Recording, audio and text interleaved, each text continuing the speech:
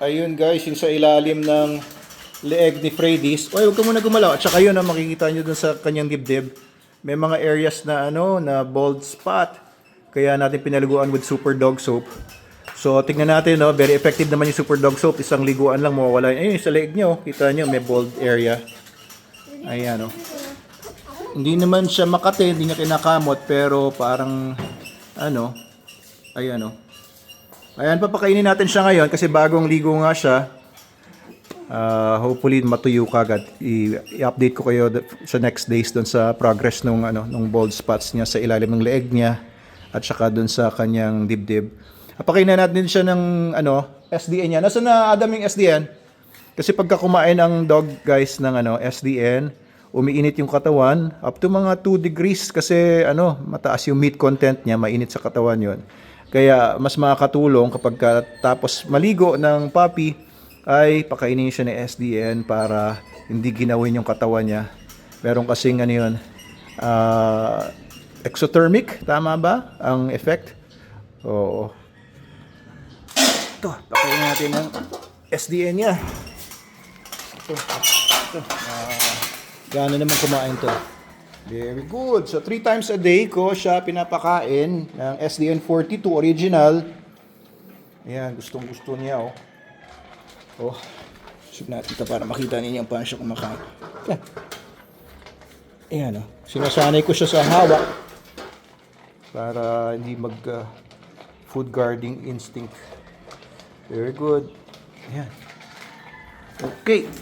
Para uminit yung katawan. Mas natin muta mo. Ayan, very good Gustong gusto niya SDN42 guys, available po yan sa atin. Oo, tayo ang nag-formulate niyan. It's been our dog food simula noong 2015 sa lahat ng dog sa Manalo K9. SDN, the best dog bud in the Mutaverse.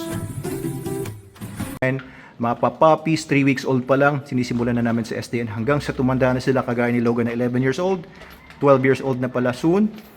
Ay puro SDN lang kinakain nila, wala na kailangan supplements, hindi na kami nagbibigay ng mga vitamins at kung ano-ano pa. SDN lang, ang ganda na ng resulta sa kanila.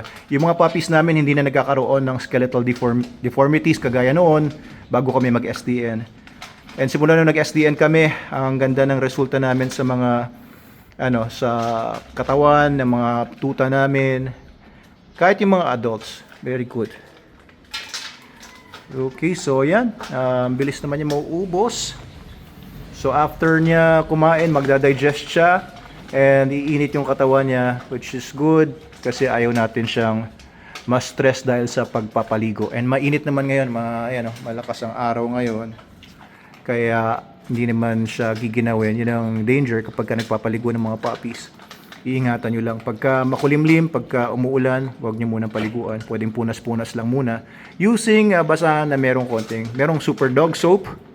Yun po, napakaganda po ng soap talaga niyon. Okay, very good. Good Freddy's. Good Freddy's. Good Freddy's. Good girl. Good girl. Iyon sarap na sarap siya ubos ka agad 3 ganyan ang pinapakain ko sa kanya every day. Simula nang dumating siya here mga 2 days ago, 3 days ago na. Ayun sinisimot niya talaga.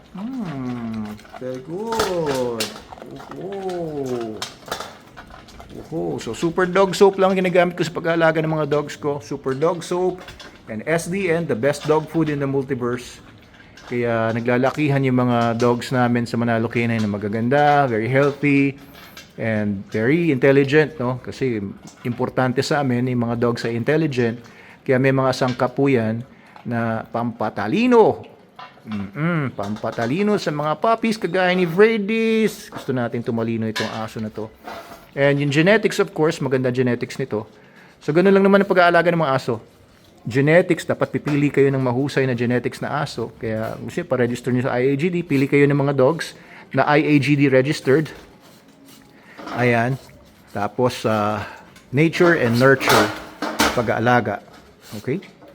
A good dog with good bloodline plus SDN, plus SDS, plus training, no? Kung gusto nyo magpa-train sa amin ng mga puppies as early as 4 months old, ay pwede nyo na pa-train yung mga dogs nyo. At least basic obedience. So, crash course meron din kami para lumaki sila na hindi sakit sa ulo at matalinong mga tuta. Yan lang po. Salamat po sa panonood. Chill lang tayo.